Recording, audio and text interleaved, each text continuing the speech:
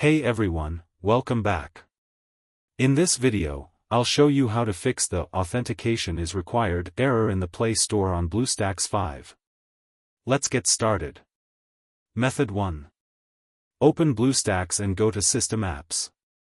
Then, select Settings, and next choose Apps. Scroll down and find Google Play Services.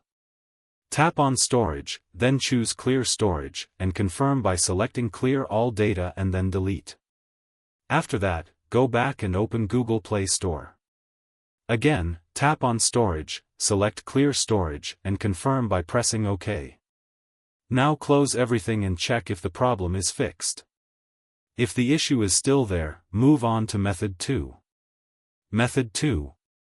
Open System Apps again and go to Settings. Scroll down and select Accounts under the Personal section.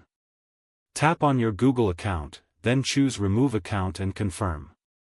After removing it, go back and tap on Add Account to sign in again with your Google account.